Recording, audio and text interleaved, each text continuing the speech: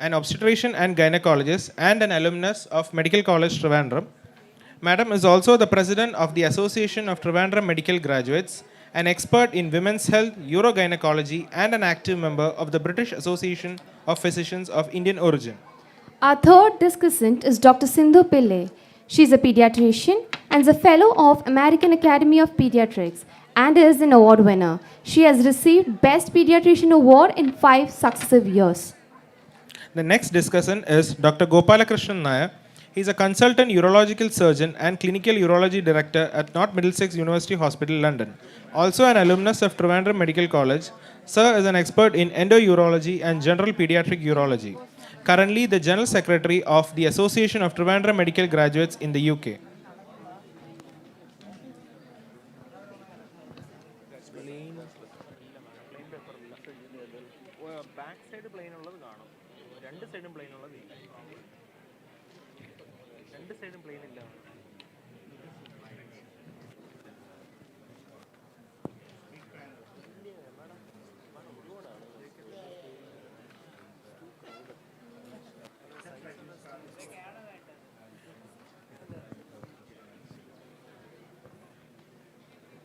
Do we need?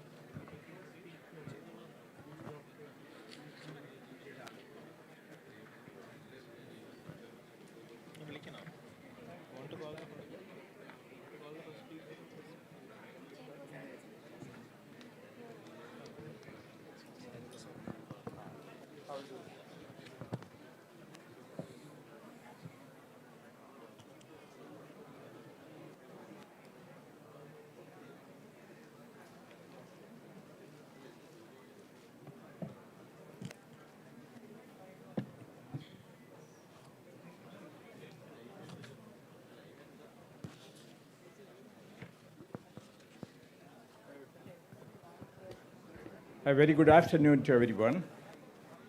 And I think we are only about an hour and a half past the schedule. And we have a lot of dreams. We were dreaming big. And what I appreciate is that certainly the patients and the people who are sitting and hearing for the coming 3 days all these speeches. And probably I would recommend John Panikkar to introduce an award for someone who is really, dedicatedly doing this process. I want to thank the Alumni Association as a whole, and John Panikkar in particular, to invite me for this session, as well as I have a number of panelists and speakers, and the time is limited. Probably some of the people who are hungry are already gone for lunch. If you ask me, I am also hungry, but I cannot go for lunch right now. The subject is entrepreneurship and career orientation to the youngsters or the medical students and all the others. So all the distinguished guests who are on the dais and off the dais, I'll just introduce the subject for a few minutes, and then I may let about 5 minutes for each of the speakers, if you agree with. It was about 12, yeah, thank you, welcome. It was about 12 minutes, it was allotted. And so 5 minutes will be, there's 3 or 4 speakers are there, and then we go for a panel discussion. So anyone who are here like to ask questions, please ask, otherwise they will comment. See, entrepreneurship and career orientation are not subjects of medical education. And it comes later on. But I wish that it can be introduced as subjects of medical education or any education. Entrepreneurship is not to start a business and run it, but there are some qualities we need, and acquiring that qualities either by birth or genetically you have it, or you get it by environment and training, and that is what is required. And that is required not only for starting a business, I would say that that is required for the principals of this medical college, that is required for the DMs of this medical organization, or anybody who is intending to run an institution, healthcare or not. And that is what is required. And if you look at doctors, do we have qualities to become entrepreneur? We have tremendous qualities to become entrepreneur. But why we are not? Only 1% of the doctors in India has become entrepreneurs. But the hospitals are, about 70,000 hospitals are there in India now. And why are we, most of them are run by non-medical people, and why are that? Why is that? And that is the question you have to ask. So probably we are not, great in out-of-box thinking. We do not adjust our capabilities to some extent, and we don't try to acquire more knowledge and apply that, and that is probably the reasons. Usually, there are a few qualities we see in entrepreneurship, only 5 qualities I will mention. One is the leadership. I don't want to elaborate on that, the drive, and all of you know about it. Second is, like Jayakumar, Mr. Jayakumar IAS said, critical thinking and analytical ability. And every doctor has it. Every day you do, you see a nephrology patient or any patient, that's what you are doing. Analyze it, and then you make a thinking process and make a decision. And then communication. No need to say that communication is, is the most important for ourselves, doctors. And many of us have got tremendous capability on that. And strategic management capabilities, that's the last one. Before that, the relations, the rapport with our guests or patients, whatever you call it. And that is the 4th one. And the 5th one, I will say, the last one, is strategic management skills, and that is decision making. And every day we make decision with the patient. We do surgery, and we decide on surgery, which is critical, which is life-saving, which can be life-threatening. So certainly we have all the capabilities. But where are we missing out? So probably refine some of these capabilities and bring in some more out-of-the-box thinking. Probably we lose out in time management. And I have seen entirely in the kingdom of doctors, the time management is a failure. And so we do not keep up time, and we do not respect the time of the others. The guest and the patients has got, a lot of value for the time, probably better than us, and more than us. And so I think, so there may be some refinement which is required. I'm not going to go on because that is also a quality, sense of proportion. When to stop, where to stop, and how much to talk is, so we should not, go overboard at any point of time. So I think these are the qualities of entrepreneurship. And coming to the career application, I think there are a lot of experts who can talk about career orientation and career development for young minds. If someone is really listening, there are a few people here, and maybe there are outside on the video. There may be people. Are there people in the pavilion outside? Yeah. Okay. So there may be people who may benefit out of it. With that introduction, I thank you, and then we can go with the next speaker. Maybe I will invite Mr. Vijay Raghavan, and This is not Padma Shri Mr. Vijayaraghavan, this is G. Vijayaraghavan.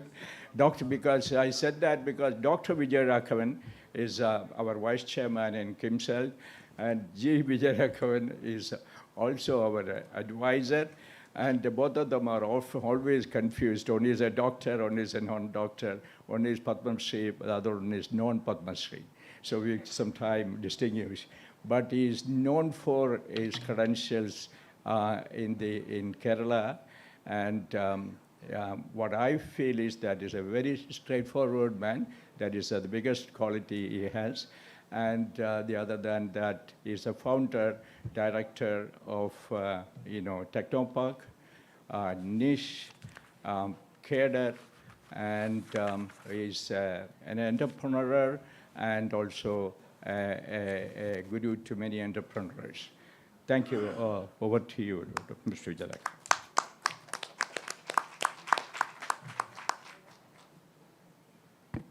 Thank you, Dr. Saudullah. One of the few non-doctors on this panel and maybe in this room. But thank you very much for inviting me here. I need to close in 5 minutes or maybe less. There is something to learn from everything. And for the younger people who are here, I know there are many who might be listening to it elsewhere. One of the things to learn from today is to keep time, okay? And to value time, irrespective of who the person is.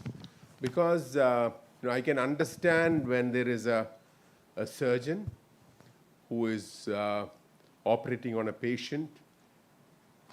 Many a time the surgeon may not know what all can come up. That surgeon taking more time to complete that procedure is acceptable and should happen. But for a meeting, if we take more time than what is planned, there is something wrong with all of us. And that is something which we should keep in mind. And I think that is the biggest lesson that the younger generation here should carry back. And that's something which unfortunately we don't value a lot, especially in Kerala. And I thought that's one thing I should tell you.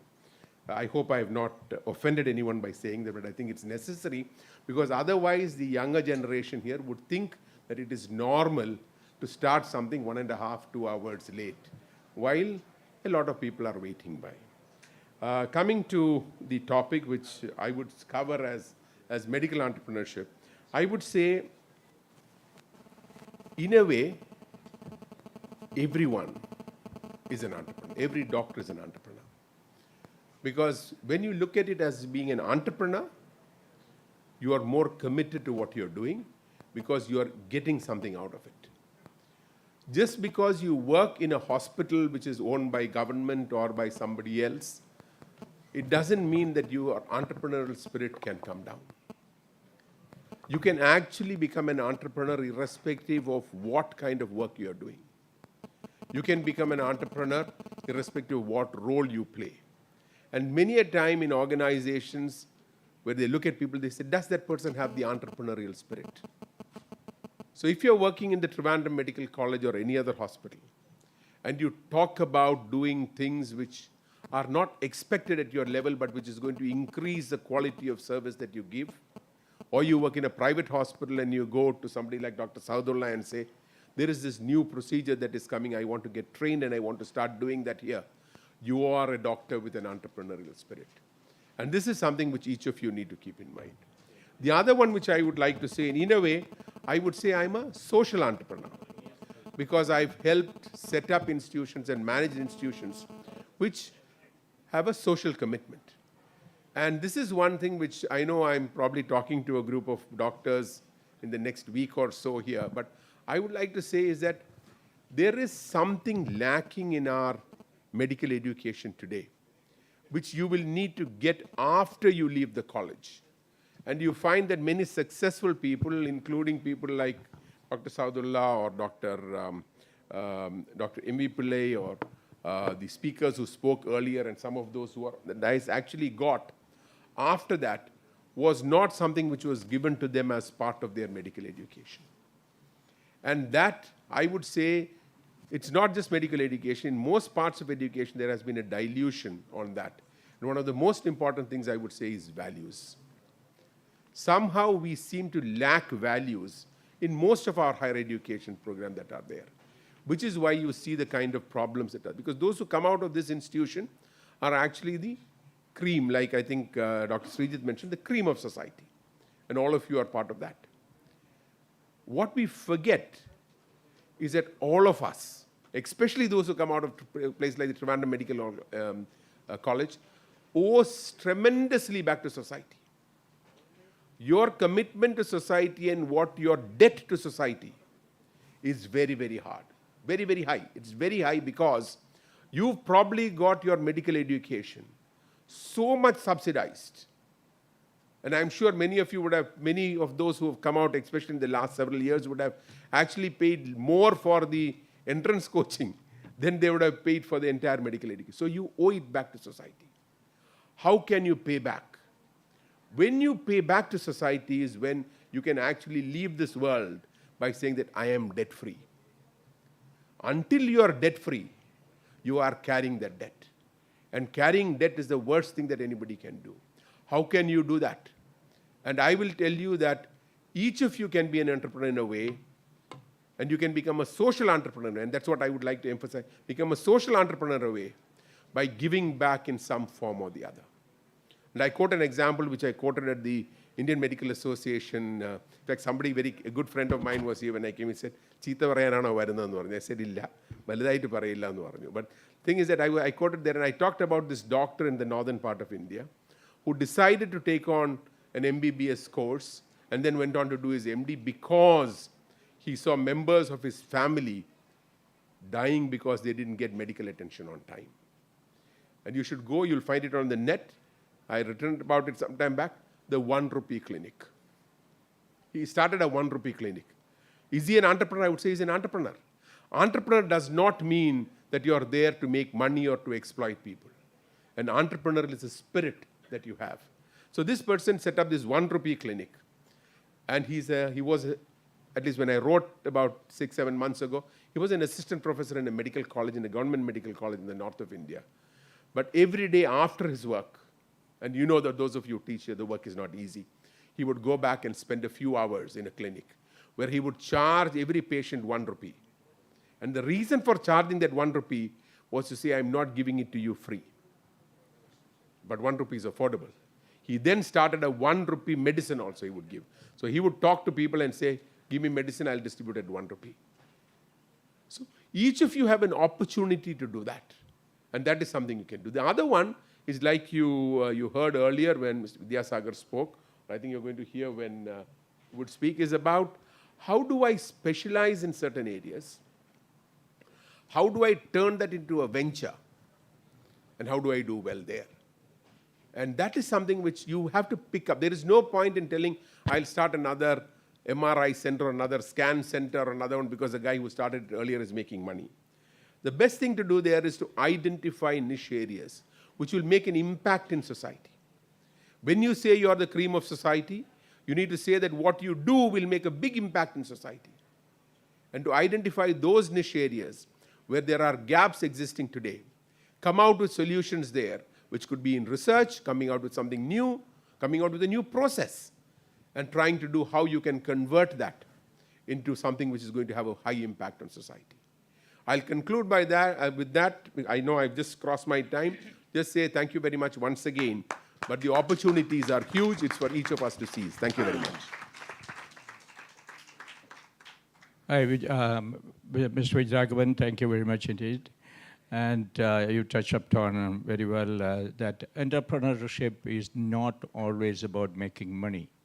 It is actually following your passion and also happiness. We were talking about dreaming big and dreaming big, and everybody wants to be entrepreneur, or everybody wants to be high. We need ordinary people also to run this world. And what we look at is whatever you do, do well, and happiness. And I think I will follow your 1 rupee clinic. Thank you. I'm very honored to invite the next speaker, and that is Dr. Jacob Ippen, a good friend of mine, and working in public health. He is qualified from Stanford, and is a very active and actively practicing pediatrician in that part of the world in California, San Francisco, and we are very honored to have you, Jacob. Thank you Sadullah. ഇവിടെ കുറച്ചു മുമ്പേ പഴയ chief secretary IAS Jayakumar എൻ്റെ ക്ലാസ്മേറ്റാണ്, പറയുകയുണ്ടായി ഒരു സന്തോഷമുള്ള doctor കാണുമ്പോൾ രോഗികളും സന്തോഷപ്പെടുമെന്ന്. പക്ഷേ എൻ്റെ ഭാവം ഇപ്പോൾ നോക്കുമ്പോഴത്തേക്ക് വലിയ സന്തോഷം കണ്ടില്ലെങ്കിൽ അതിൻ്റെ ഒരു കാര്യം ഇതേ ഉള്ളൂ. 22 മണിക്കൂർ ഞാൻ ട്രാവൽ ചെയ്തത് രാവിലെ 3:30 മണിക്കാണ് ട്രിവാൻഡ്രത്തിൽ ലാൻഡ് ചെയ്തത്. അപ്പം എന്തെങ്കിലും ഒരു ഉറക്കത്തിൻ്റെ ഒരു ഇതിൽ വരികയാണെന്നുണ്ടെങ്കിൽ ക്ഷമിക്കണം. എനിക്ക് ഏറ്റവും കൂടുതൽ താങ്ക് ചെയ്യാനുള്ളത് പിന്നെ നമ്മുടെ മെഡിക്കൽ കോളേജിൽ നിന്നുള്ള ഗ്രാജുവേറ്റ് അല്ല, CET ട്രിവാൻഡ്രം എഞ്ചിനീയറിംഗ് കോളേജിൽ നിന്ന് ഗ്രാജുവേറ്റ് ചെയ്ത് എൻ്റെ ഒരു വലിയ ആത്മസുഹൃത്തുമാണ്, വെരി സക്സസ്ഫുൾ ആൻറ്റർപ്രണർ. സോ അപ്പോൾ ഇങ്ങനെ ഒരു ടോപ്പിക്ക് വന്നപ്പോൾ ഞാൻ പറഞ്ഞു നിങ്ങളൊക്കെയാണ് ഇവിടെ വന്ന് കുട്ടികളൊക്കെ പറഞ്ഞു കൊടുക്കേണ്ടത് എങ്ങനെയാണ്. He founded 2 companies in the Silicon Valley. Both he took it to public, and both are billion-dollar companies. And this is Babu Shivadasan. He probably may not speak for himself, but I'm just saying. Thank you so much. He also landed today morning. We met up in Doha.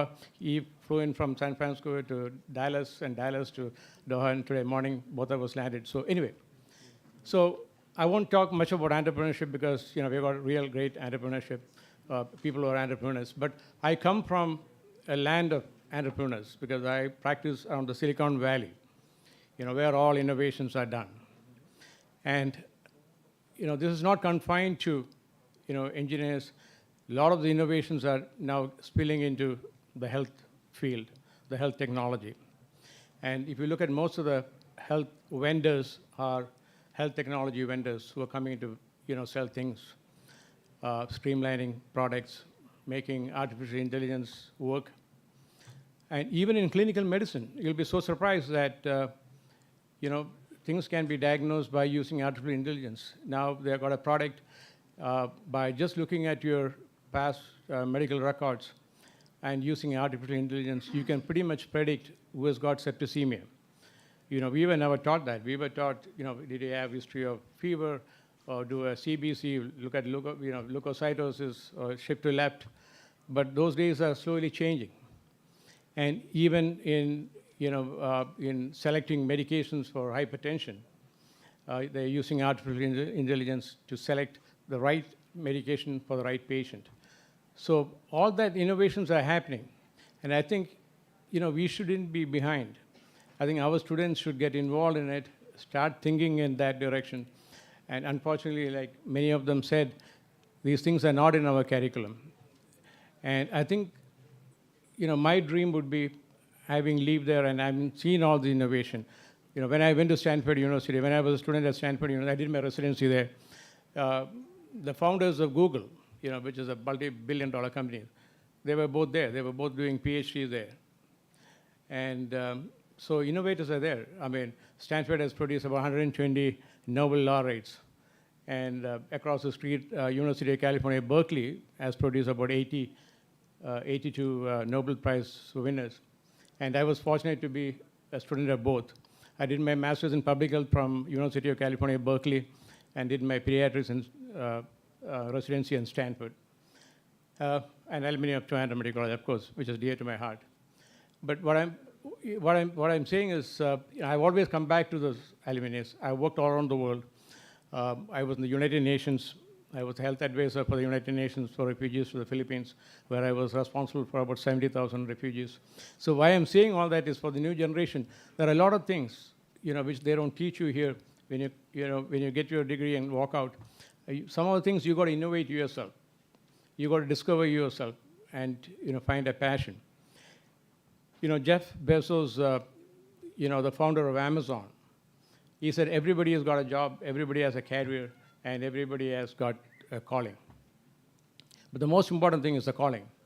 If you have a calling, stick to that, stick to your passion, and try to develop something out of it. So like I was saying, my dream would be if you can integrate some courses between CET and here, into the medical curriculum, and basic coding, building platforms, and that will give a lot of thoughts to some of our students, because who have no idea. I mean, we are not technologically savvy. I mean, we use electronic medical records and all that, but it's so hard for us to really do all that because we are not savvy. It's very unfortunate. And on career planning, like many of them said, it's not for the money. If you look at the richest doctors in the world, none of them made money by seeing patients. Patrick Soong is actually from South Africa, Chinese origin from South Africa. I went to med school in Cape Town. I met him, started a pharmaceutical company, sold it. He is considered the richest doctor in the world, about $12 billion. And next one is Thomas Frist, who started an insurance company in Tennessee. And his brother was a senator who was also a cardiothoracic surgeon. So, these are all people who have made, if money is the aim, there are a lot of other things you can do and make. So when I give career counseling to some of the students back in the US, the first thing I ask them is, what are you doing this for? And I always tell them, if it's for money, please don't do it. It's not worth it. Because the number of hours we put in, and if you divide that by your income, even plumbers make much more money than a doctor. So, so career guidance, career planning, I think is very important. In most of the med schools there, we have that. Stanford has introduced that. I think Albert Einstein in New York, they were the first med schools, actually one of the first medical schools to introduce the career planning. What they do is after the first year, they give you a test to find out, are you good in leadership, are you good in this, and they channel you on that way. And by third year, fourth year, they even let you, select, residencies of your choice. We don't have that. I mean, when I got out from here, I did my senior residency in Vellore, wrote an exam, got into DMRT, did for 3 months. I said, look, this is not what I want to do, tap a pleural effusion every day for the rest of my life. Somebody said, hey, you got a job, MD seat in pediatrics in CMC, Ludhiana. I took a train, went to Ludhiana. So, but, that's how we all evolved. But I think that shouldn't be the same now. I think with all this technology, with all this changes that is happening, you have to be part of it. Otherwise, you'll be behind. And there's no reason, because like everybody said, I think our graduates are the cream. There's no reason to be behind. I think we can easily catch up. But and if you really look at, unfortunately, only about 44% of these big innovators are college graduates. None of them even have college. Bill Gates don't have a college degree. Larry Ellison, the founder of Oracle, doesn't have a college degree. Steve Jobs, Apple, he doesn't have a college degree.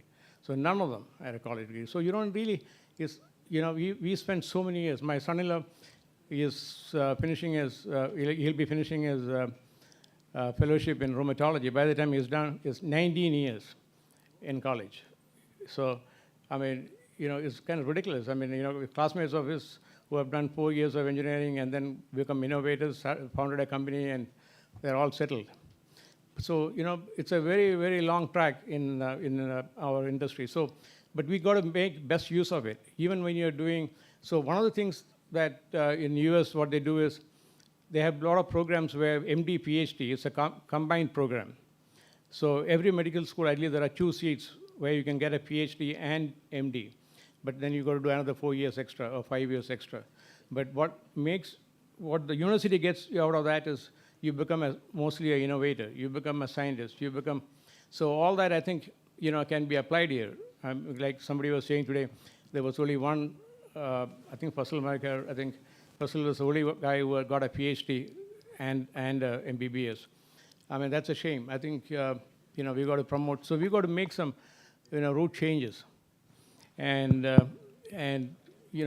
definitely, we'll have innovators, founders. And I want to tell you, all these big universities like Stanford and Harvard, they're all run by endowments. People who have founded, Google founders give so much money to, Stanford. And so, we just cannot depend on the small alumni association and things like that. What you need is large endowments. People will go and find, discover Amazons and, pump in money into the med school and make it a better place.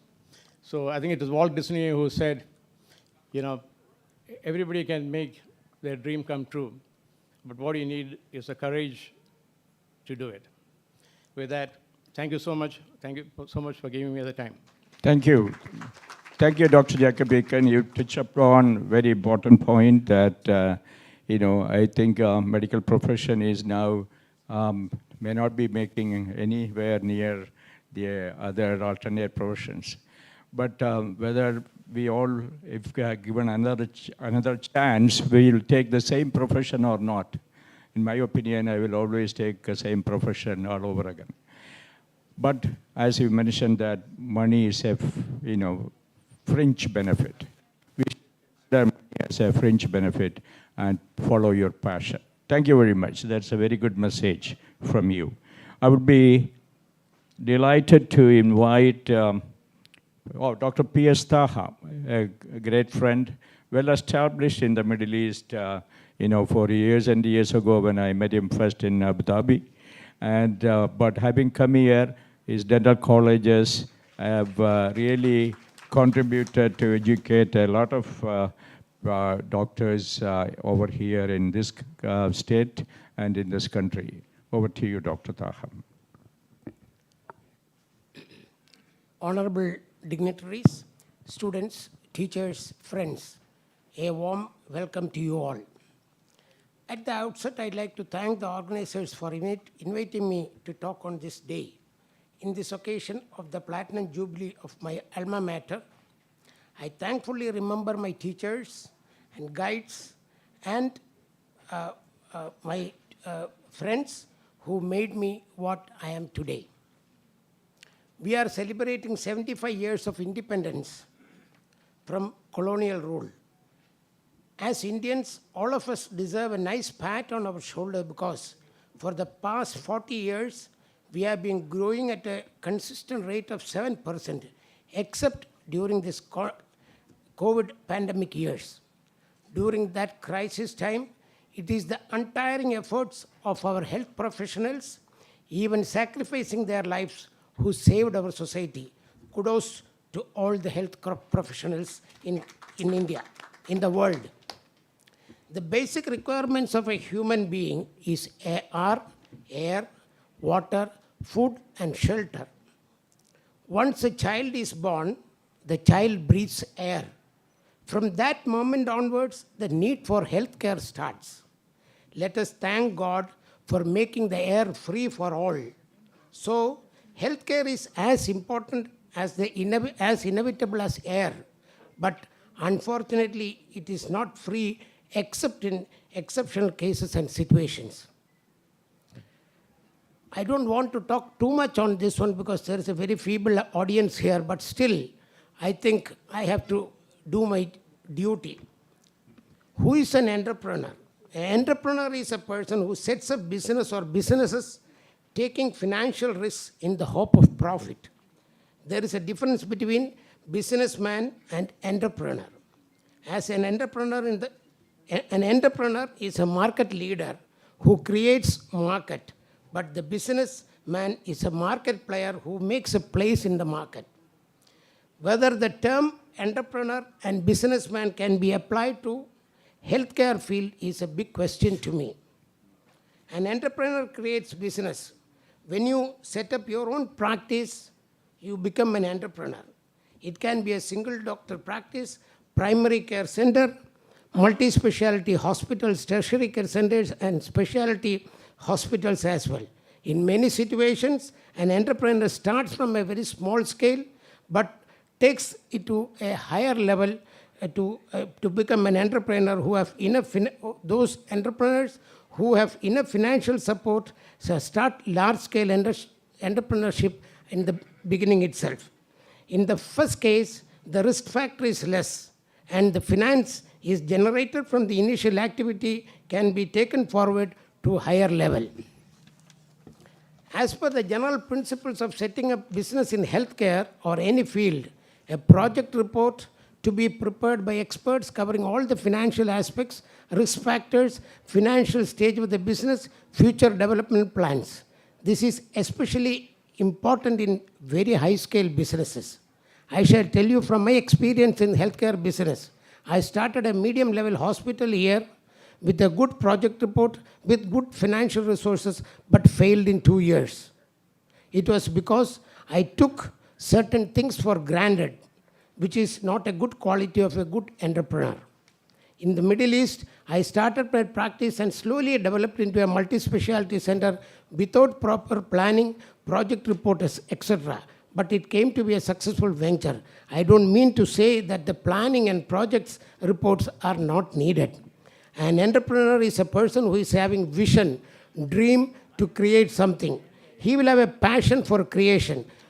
He will do both hard work and smart work and willing to go to any extent to get things done.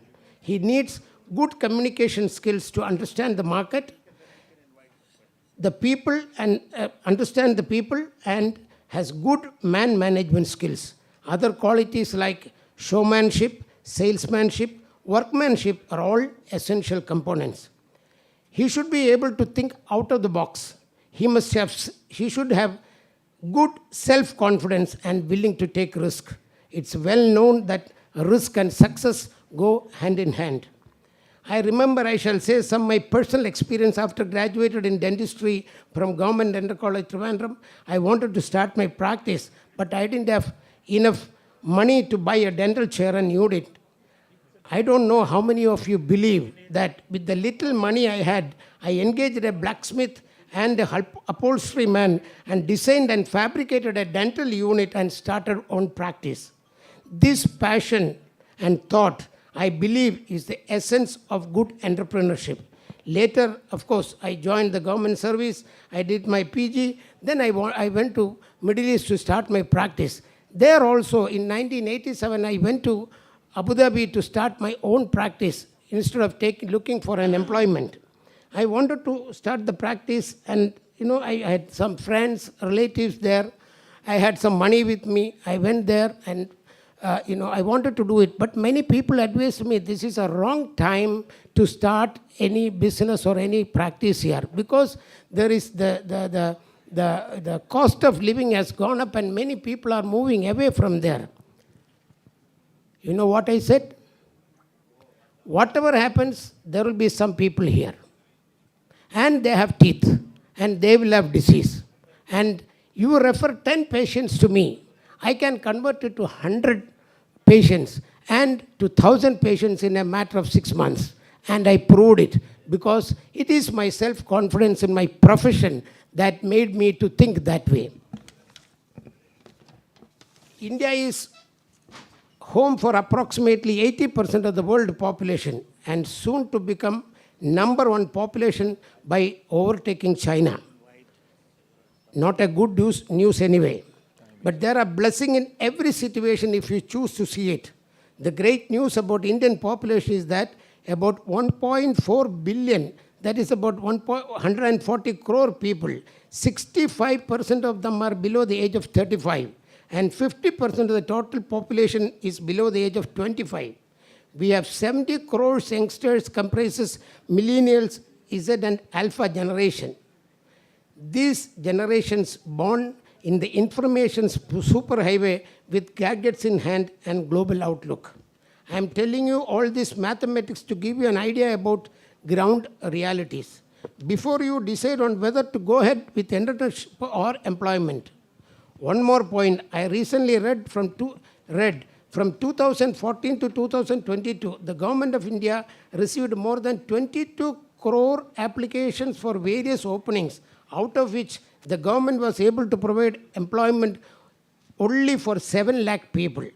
That means 0.31% of the total job seekers find a place in government only 0.031% of the total job seekers find place in the government service. Here comes the importance of transforming the young Indian minds from job seekers to job creators. India's health industry has been growing at 22% per annum since 2016. It is approximately US dollar 372 billion industry today and one of the largest sectors in the Indian economy in terms of both revenue and employment. As per the estimates of National Skill Development Corporation, healthcare can generate over 500,000 jobs per year. Apart from clinics and hospitals, other healthcare opportunities like medical devices and equipment, health insurance, clinical trials, telemedicine, medical tourism, home care, etc. are also available. These segments are expected to grow rapidly as an aging population with a growing middle class increasingly favors preventive healthcare. Moreover, the rising population of lifestyle diseases caused by high cholesterol, blood pressure, obesity, poor diet, and alcohol consumption in urban areas is boosting demand for specialized care services.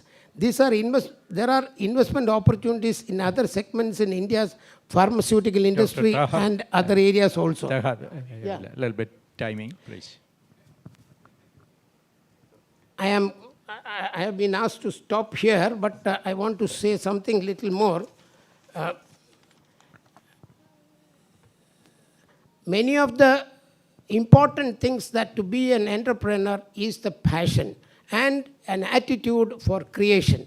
That is very important. If you have a passion and if you have an attitude, you can be a successful entrepreneur.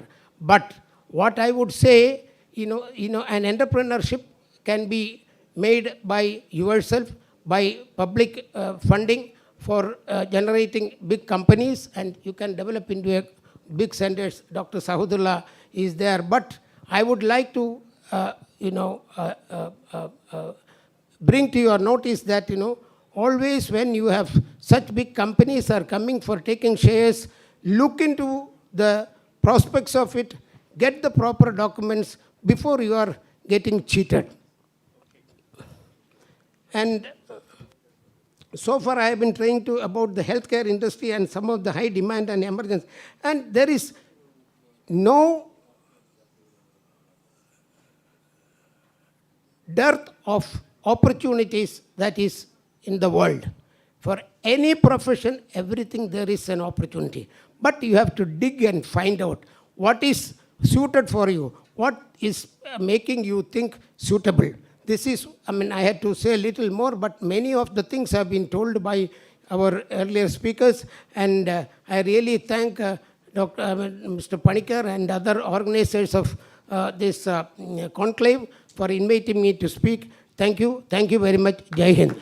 Thank you, Dr. That message is very clear. There are no lack of opportunities. We have to find it, and instead of being job seekers, we should be job creators through innovation and also globalization. Sorry for the interruption. Kindly move the complete line of vehicles parked in front of the portico. We'll mention the numbers now. KL01 BH6966, KL01 CG9020, KL01 AR234, KL07 CR9473, KL01 CA236, KL05 AM4727, KL01 CU4500, KL01 CS9009, and KL01 AC0921, plus all the bikes parked in front of the portico. We request them to kindly move all the vehicles within 5 minutes, please. Thank you. Thank you. There's a poor parking. Yeah, you're going to invite. No.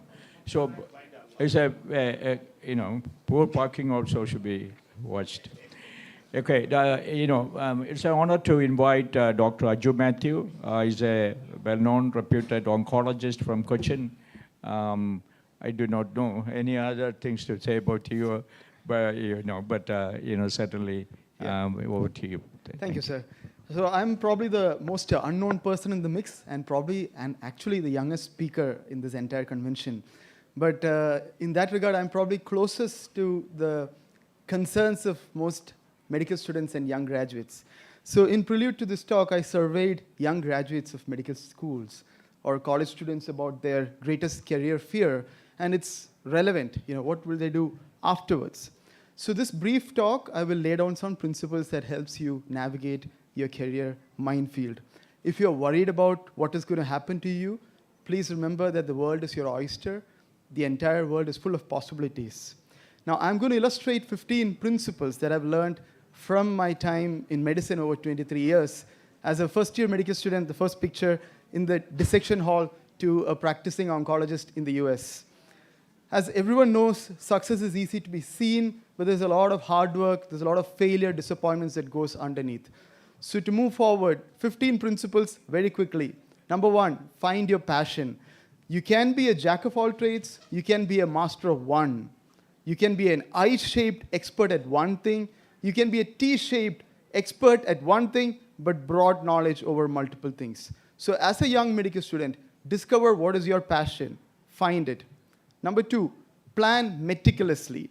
You don't want to be the head of the planning department with this kind of a building, or you don't want to be the civil engineer that constructs this kind of a bridge. But it's very common that medical students do not plan their career.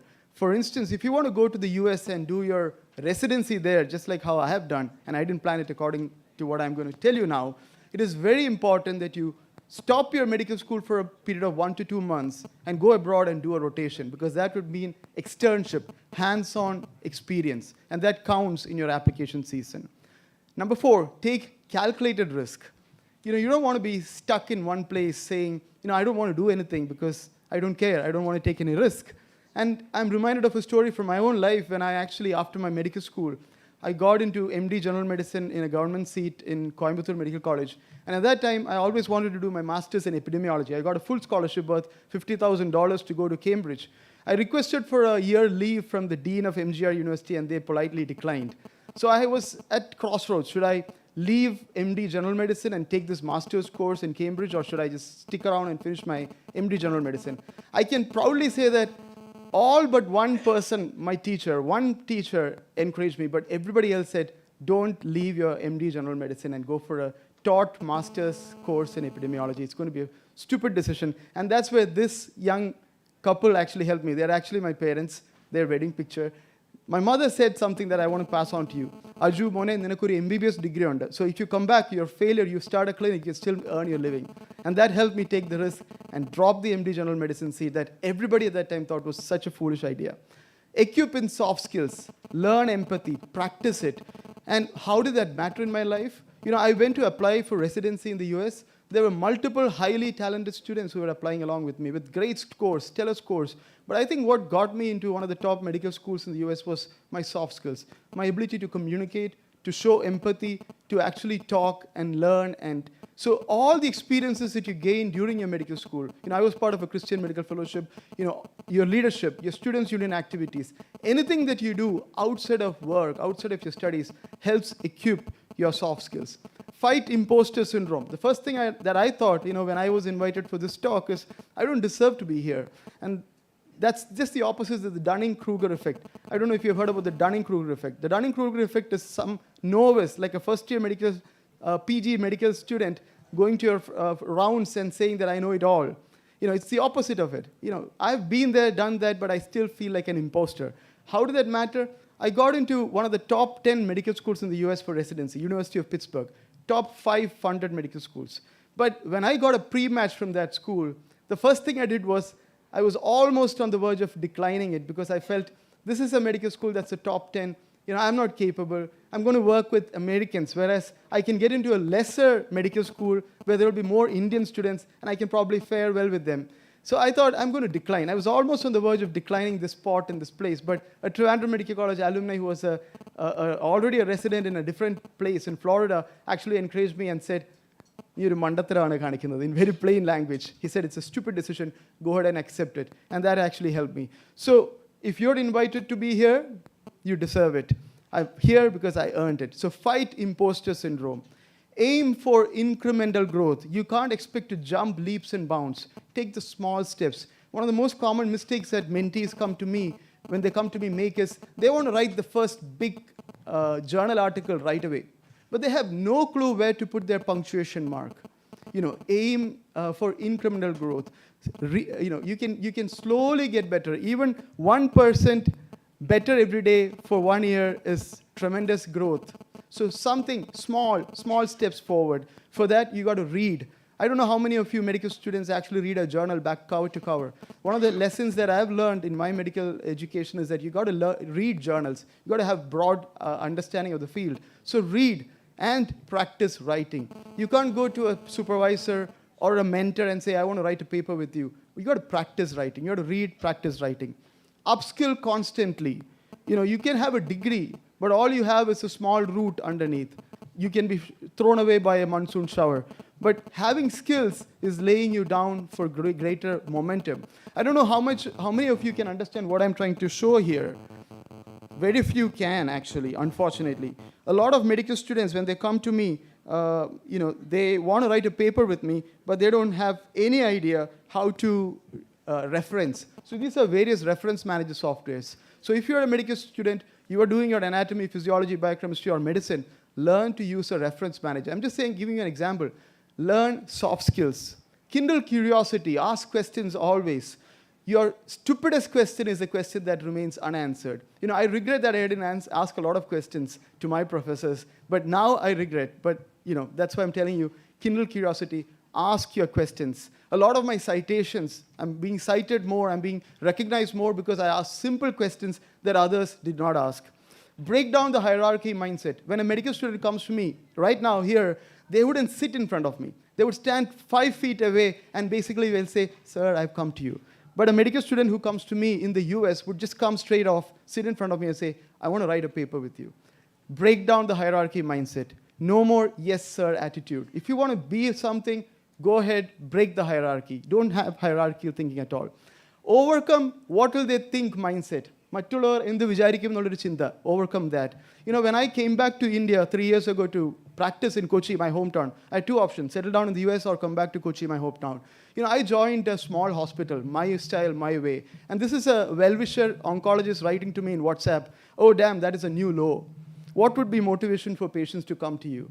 Well, now I have patients, I don't care, So if you start thinking about what others will think about you, you can't be anything. So don't think about what will others think about me. So mute that part of your thinking. What will other people think of me? Network in real world. One of my greatest benefits that I've had walking through this campus was meeting random great legends. And none other than C.R. Soman sir. I was a second-year medical student. I was walking in this corridor right in front of here. And Soman sir, who was a well-reputed teacher of teachers, was walking here. And I went to him and said, sir, I was a quizzer myself. I've been in your quiz. He noticed me. He took down my name. And when I actually graduated final year MBBS, he gave me a call and said, Aju, would you like to work with me for a few months? I'll offer you a salary. And I took it up fully, hands full. So I worked with him 3 months. And it was the best time of my life. In fact, Soman sir wrote me a stellar letter that got me to Cambridge University. In fact, in this letter that's written there, he said, Aju, I have gotten a letter from my mentor, and it said, I mean every word that I wrote about him. I'm going to write that for you. Now, when you come to me for work, several of you youngsters have come to me for work. People from Calicut Medical College, a young medical student, sought me out by email. I have never even seen him at that time. I've since then met him only twice. He's now the first author of a Lancet Oncology paper that is cited all over the world and being talked in podcasts and newspaper articles. So I mean everything that I write about you. So if you want to work with me, if you want to be someone, network. Another person that I recall is, I just met Rajagopal sir in RCC and I just introduced myself to him. Said, sir, I'm fascinated with your work. Several years down the line, he sought me out and said, Aju, I'd like to work with you. Can you be a director in the Pallium India that I've set up? And Soman sir's letter actually became my launch pad and I ended up in Cambridge. Hunt down mentors and sponsors. I'm finishing, sir. Hunt down mentors and sponsors. You got to have mentors. Hunt them down. You got to have sponsors. Who's a sponsor? Somebody who would give you a pitcher to drink. A mentor will show you where to find water. A sponsor will find a pitcher. Matthew Thomas, sir, this is for you, sir. So if I have seen further, it is by standing on the shoulder of giants. I consider Matthew Thomas, sir, Shanai, sir, my professor in Sweden, where I went for an elective as part of the exchange program between Medical College Trivandrum and Karolinska Institute, my professor in Cambridge, and my professor in University of Pittsburgh. All of these, hunt down mentors. Practice team philosophy. When I came back, the biggest obstacles that I've had is from my own colleagues, doctor fraternity. There is nothing. This song, Teri Jeet, Meri Jeet, Teri Har, Meri Har. We got to practice team mindset. Together, everyone achieves more. Value integrity. When I wanted to go to the Cambridge, the dean of MGR said, why don't you just abscond? Give a health certificate after a month. But if I had, after a year, if I had done that, I wouldn't be standing in front of you here today. And lastly, finally, what Leonardo DiCaprio said, hard work beats talent every time. So these are my success mantra for you young graduates. Best wishes in your career. Thank you for this opportunity. Thank you. Dr. Jubilee, thank you very much. I think your mantra is really good, especially the one which I remember well is the hierarchy mindset should be broken and no SR business. And that's sort of the curse of probably our educational system. Thank you. I think I'm very happy to introduce, my co-chair, Dr. Mahesh Verma, and he's a very decorated person, and he is the Vice Chancellor of Guru Indraprastha University, New Delhi, and he came all the way and to participate in this one. And over to you, Dr. Mahesh Verma.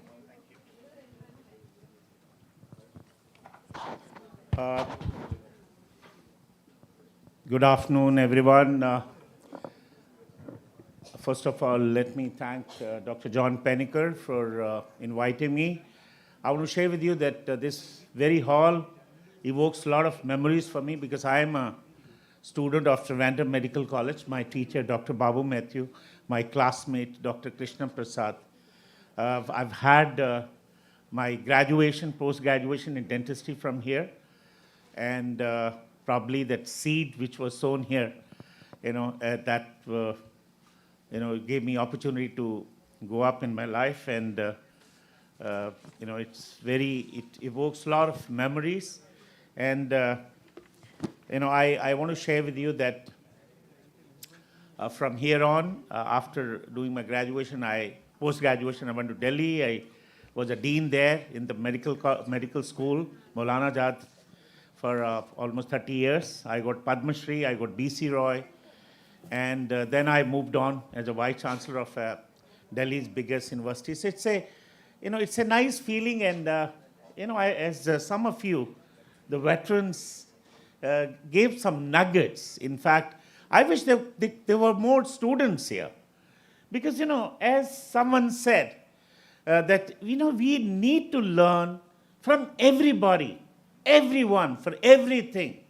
And I myself, as you also said, Aju, that that you keep learning. It's that attitude that I know it all. That should not be there.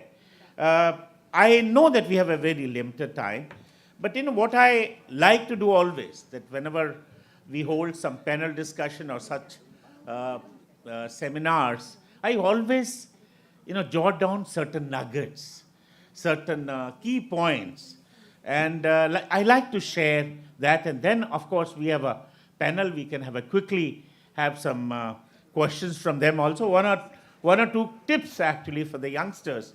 We opened our session with Dr. Vijay Raghavan. Fantastic. We had a panel where we had a technocrat, we had a dental, we had public health guy, and we had an oncologist, successful from US. And I think, Dr.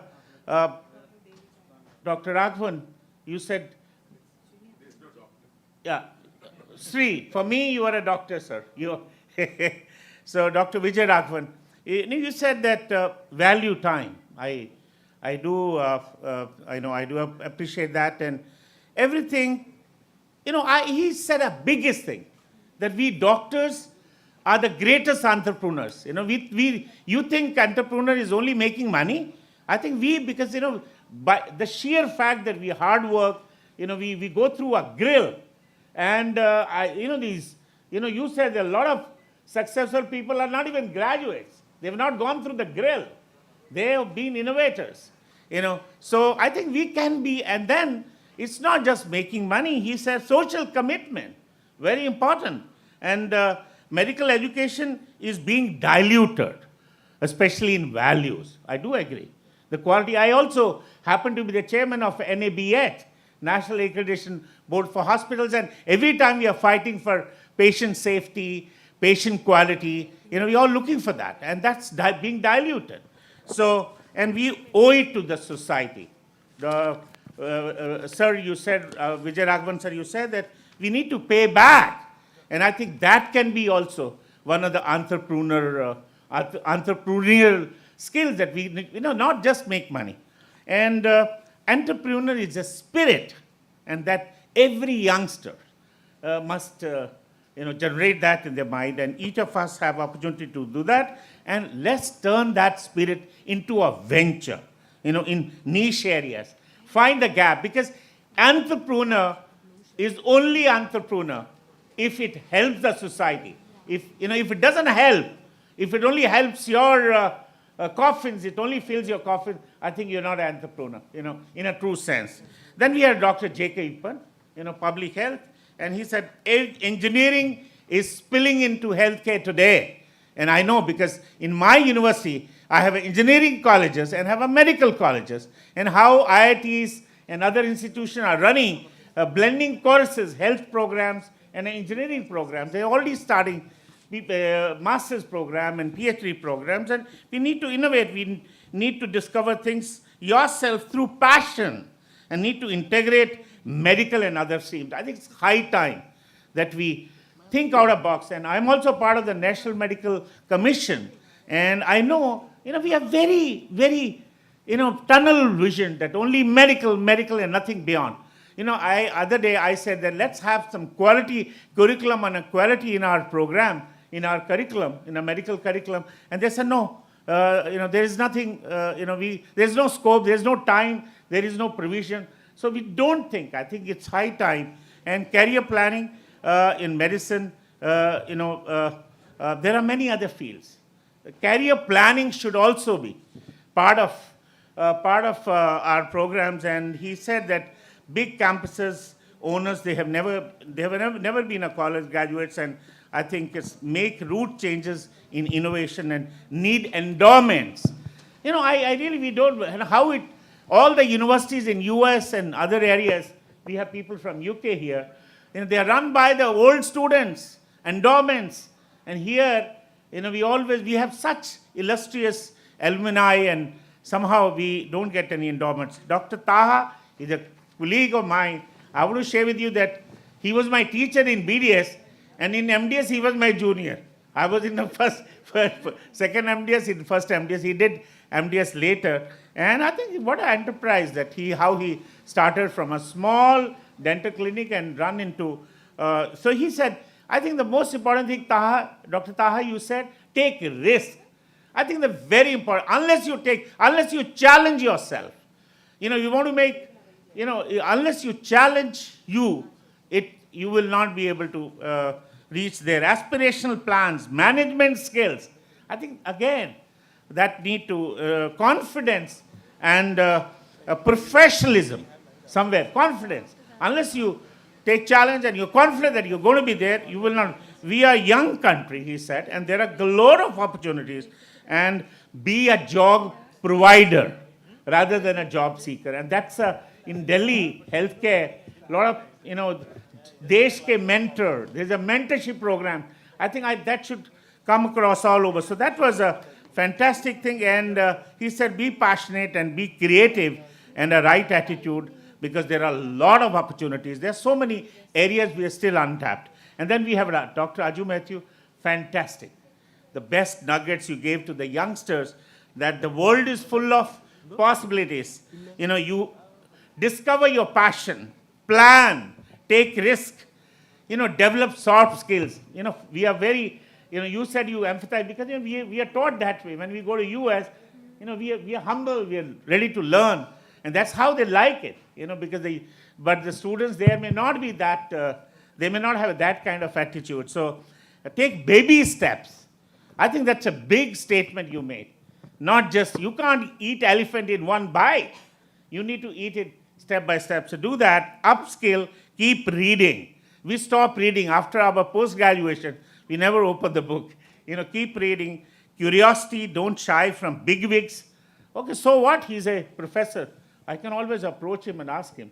Break the barrier. I think that was, and network. Today is the world of networking. I want to tell you that incidentally, as some of you said, that you met some people, and that's how you reach And it also happened in my life that you by chance meet somebody and then the chain reaction starts. Look for mentors, teamwork, integrity, and your last statement that the hard work beats talent. That hard work, nothing happens without hard work. So we had a good session and we had a lot of nuggets which emanated from this discussion. But we have a panel of, very high profile panel of professionals here from UK, and can we have maybe a minute or so to each of the panelists so that we can take their, some of their information, which probably would be useful to the students. Yes. I know that there is a panel session associated with it, and we have got very distinguished people here on the stage. Mr. Babu Shivadasan, and co-founder and CEO of Jiffy. Babu, welcome. Jiffy, yeah. And Dr. Devika Maheshwari, President Akmg UK, and Dr. Sindhu Pillai, President Akmg USA, and Dr. Gopalakrishnan Nair, Secretary Akmg UK. So we have got an excellent panel. If, the panel is usually, I always like the interactive session. If you have questions, it's a good opportunity to ask. Otherwise, we will pass on the microphone to each one to say a couple of minutes to your lessons, because some of you have so much of foreign experience, and so please share with us. Thank you. I was just sitting here, and I feel like I'm a misfit here. I'm an engineer at heart. My dad wanted me to be a doctor, and being an engineer at that time was the easiest path to getting a job. That's all I wanted. I just wanted a job, and we pursue our passion, but first we need to put food on the table, right? So that's all I did, and. But in that path, what I found was that I was a gold medalist, but didn't matter. I couldn't find a job. I was failing interviews after interviews, right? And in that journey, along the way, that moment came for me, which is, I'm looking at this problem very wrongly, right? Instead of looking for a job, I should be creating a job for myself, right? And then I thought about, okay, if I can create a job for myself, I can do for one more person. And I graduated from Trivandrum Engineering College. I couldn't land a job in computer science in the city of Trivandrum. I resented the fact that I had to leave the town. And that's my story. You pursued a job and then changed that into creating jobs, and then pursued that as a mission. So most entrepreneurs, they're not born entrepreneurs. You find your path. And in my case, I found that path. And a lot of entrepreneurs, I work with a lot of entrepreneurs today. And they're all, different in a way. They are misfits. They go into a place, it may not be the right fit for them, but they bring in a lot of heart into what they do. I keep saying, I may look, I'm 50 by the way, but I may look 60, but my heart is 21, right? And that's the kind of attitude. Age is just a number. The attitude, the never die attitude, that's what makes an entrepreneur. So if you're looking for words of wisdom, that's what I would say. Find, if you look at medical profession, right? God created humans this way. We're going to be sick. What is the best patient experience that a patient wants? That's an experience of sitting back, I'm sick. Nobody wants to go through the process of being sick. The best experience that patient can have, and that's the opportunity. There are plenty of opportunities. And that's what I mean. So if you're looking for an opportunity, just think hard. Focus on the patient. And from there, you will find what you can do.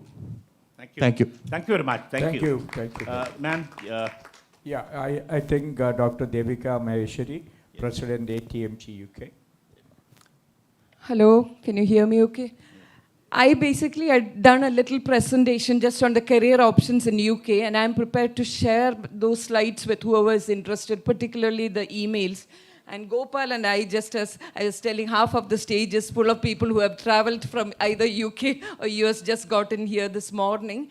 I am prepared to take them through just that career options, basically, right starting from the PLAB examination, going through the foundation years, the specialist training posts, then there are the locum posts and the CSER thing. So I have those slides made, and the other thing is that because both my children are in those career pathways, it'll be easy for them to get a bit more experience or know more about what is happening on the ground.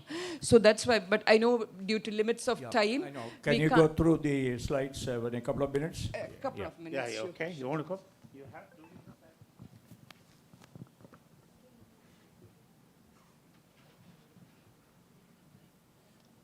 So basically the mandatory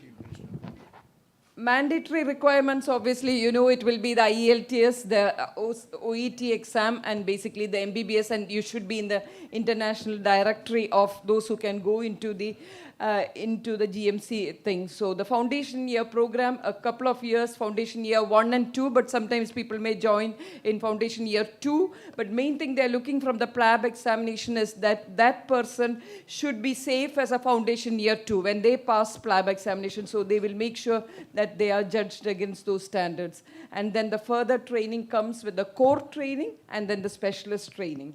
So even though it's written MBBS, when I'm talking and standing here as an ex-alumni, I know that people would be thinking, why that? And that's only because there are only certain universities which appear in that directory. And of course, Trivandrum Medical College will be far high up on that list. So the 2-year foundation year program, which I said, and that's a completion of the FY1 and FY2. That means they have to have satisfied certain competencies, and that will be decided by the people wherever they are, whether they are in India and doing the training or they are abroad and doing that training. Those competencies will have to be met, and the website is there. I won't be going through the medicine, surgery, all of those separate bits, but just to remember, in medicine, it'll be the 3 years and then followed on by the higher training. And in surgery, it'll be 2 years core training followed on by the surgical training. That's about 6 years. And obstetrics and gynae, pediatrics, radiology, they're all run through programs. So you start with just getting your the first post, and you're just taken through the whole thing because they don't need to cover anything after that. No exams till the exit exam. But the first 3 exams, particularly for the MRCOG, which I know more about, MRCOG Part 1, Part 2, Part 3, they should have passed that at certain stages. By ST2, they should have passed Part 1, and then when it comes to ST5, they should have passed Part 2 and Part 3. And that's all very much there on the website. So the multi-specialty recruitment assessment is basically a common theme that you have in all of these specialties. If you're planning to go, you need to have written an exam, and then you will be scored on that, and then you are going on to the next stage. But your portfolio becomes important. Non-training, I'm not covering just now. There are a couple of pathways. The CSER pathway exams, again, you should have completed a certain, at a particular stage, you should have completed that many exams, and then you have your exit exams right at ST7, ST8, particularly if we are talking about surgical specialties, or 6 and 7. Portfolio would be something, don't be alarmed. What we are finding here is this Trivandrum voice, or whichever voice we can say, they are just overwhelming people, working very, very hard. So you have to have your portfolio prepared, which can be, as it says, research experience, but that means like PubMed things. You would be doing your publications, your exams that we have already talked about, audit and quality improvement, all of these things, teaching, prices, commitment to specialty, all of these, when you come into the UK system, you will get opportunities. So either you can start here, or you can certainly do that when you come in there, you will get opportunities. And please do not be frightened, because I am so happy to be standing here. We are the 1982 to 87 batch, myself and Gopal, the first entrance batch. And we feel so proud to see how our children are doing so well, and they will come there and they will do very, very well. I can assure them that, and I want to give them all the encouragement possible. That's what I want to do. And Gopal and I will do everything in our means to make them proud. We'll give every help possible. And I think I should be, so timeline, I won't talk too much. It's just that August is when the posts come up, and so by November they should have done all the training bits and everything. So they're putting that in. December is when they're all analyzed, and by February is the interview. March is the time when they know about their results. So just the timeline. Interviews are always clinical and ethical scenarios, and portfolio, which is the one that I was talking to you earlier. And there is the medical training initiative through the Royal Colleges. So you are exempt from PLAB for that, and also the trust grade doctors. So trusts employ them directly. So that's one. And we have the British Associations of Physicians of Indian origin, who do a BAPIO training academy, and they have actually got 2 years where they train people in India, and then 2 years back in UK, and they are exempt from PLAB. So we can always, has now just, this is hot off the press, they have got an affiliate membership, and they are happy to give all the help for international medical graduates. Few websites are there, and that's my, it's in block letters. Apologies about that. Just my email is there. You can take that. But Gopal and I will be very happy to help anybody who wants to come. Thank you very much for this opportunity. Thank you very much. In fact, this was a very useful session. And if you share those slides with alumni, we can circulate among the students. And you have offered to help. And certainly, UK is a destination for most of the young graduates coming out now. And so it will be a great help. I'm sorry to rush you through because of the time factor. Just one more thing, I just wanted to invite everybody. We have from the 16th to the 18th of September, we have our Trivandrum Medical College alumni meet, basically the UK graduates. So we are welcoming you all over after 2 years of completely digital programs. We are more than happy to see everybody in person, and we are all excited. So if any of you all can come over, we would love to see you, and we would want to reach out to you also. Thank you so much. Dr. Sindhu, please, wherever you would like to. You want to use the podium, please. Yeah, thank you. She is the president of the Akmg USA, and well-known figure. Thank you. Thank you. Can everyone hear me? Okay. Yes. Ellavarkkum namaskaram and good afternoon. And first of all, I want to thank you all. I see a lot of faces sitting here from the morning. ബിഷപ്പിൻ്റെ വിളി വരുമ്പോൾ എങ്ങനെയാണ് പാഷനൊക്കെ നമുക്ക് ഓർക്കാൻ പറ്റുമെന്ന് നമുക്കറിയില്ല. So many of you are sitting here for so many hours, and I want to thank you all for being patient with us, and sorry about that. We had an excellent discussion here and excellent speeches. Thank you to all the speakers here. My name is Sindhu Pillai, and I am a proud alumni. I'm not an alumni of Trivandrum Medical College, but I'm a proud alumni of TDMC Alapi Medical College. And my principal, Dr. Suma Madam, is here. I just met her at the college the other day. And also, I have somebody from California, where I live. I live in California, USA. I'm a practicing pediatrician. Dr. Jacob Epen is also from California, and he's also part of our team. It is my pride and honor to be here representing Association of Kerala Medical Graduates, AKMG. And currently, I am the president-elect. I will be the president in the year 2024. And we do have Dr. M. Pillai here. And thank you, Dr. Pillai, for inviting me, and also Dr. John Panikar for inviting me to speak here. We have Dr. Krishna Prasad here. He's also very active, integral part of Akmg. We do have our president, ex-president now, Dr. Nijal Haroon, and his lovely wife, Dr. Nisha Nijal. We have at our 43rd Akmg convention. We have convention every year.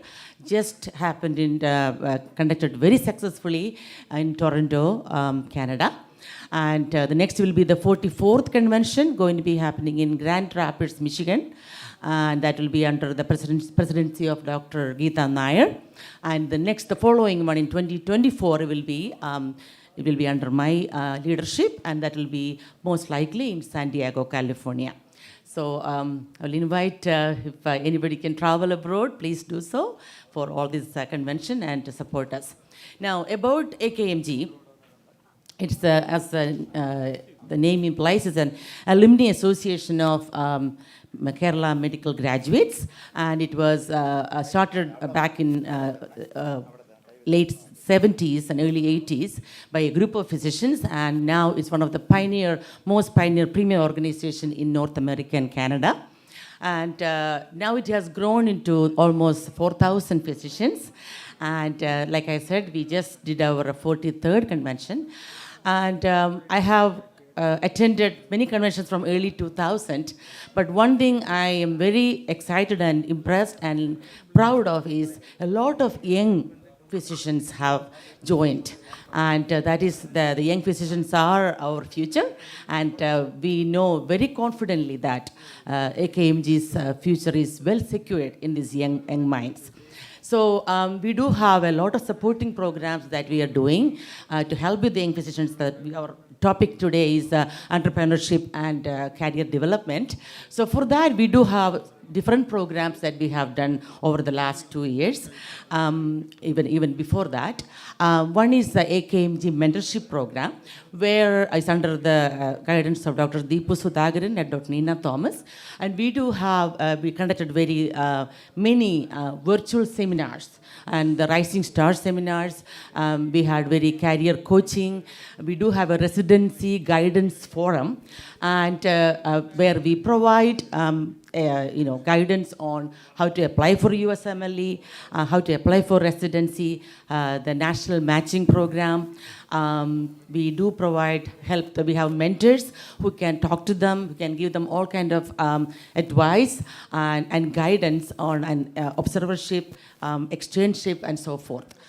We do have a very reputed project. We recently started the last year. We did almost 8 sessions, and we do have more 7 or 8 sessions coming up in the next year or so, called the Akmg Launchpad, which is a very important project or part of our organization that going very successfully. We have excellent speakers, very eminent speakers, in fact.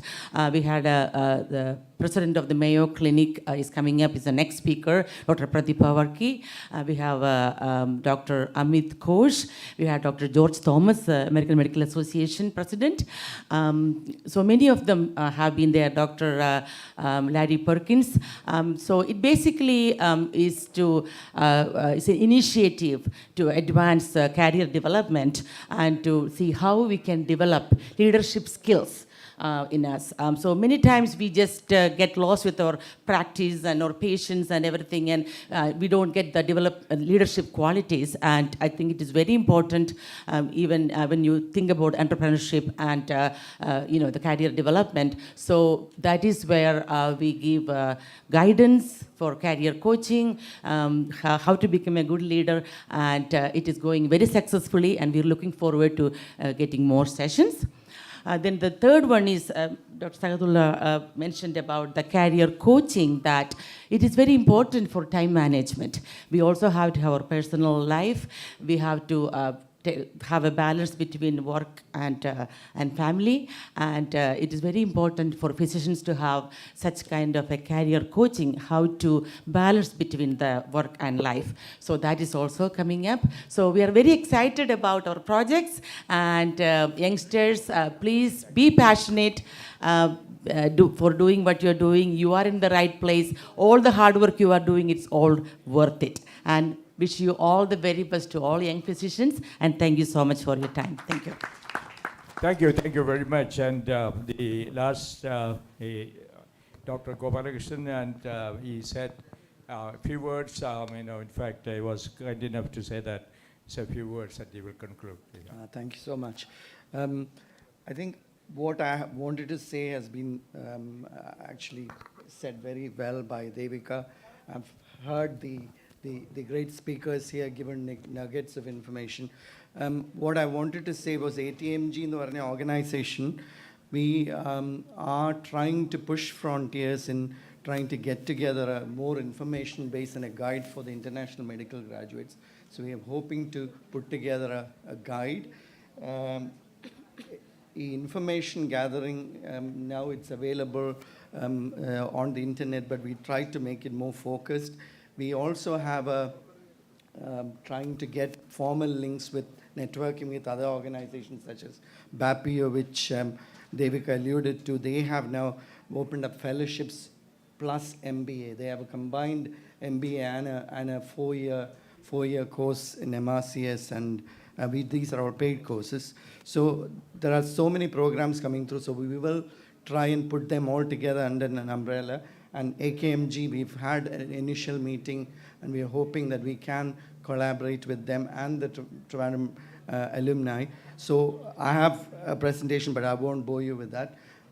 What I wanted to ask was for the juniors, for the career aspirants who want to have thought about and want to look for a career in the UK, please feel free to contact me or Devika, and we'll be able to just point them towards the information.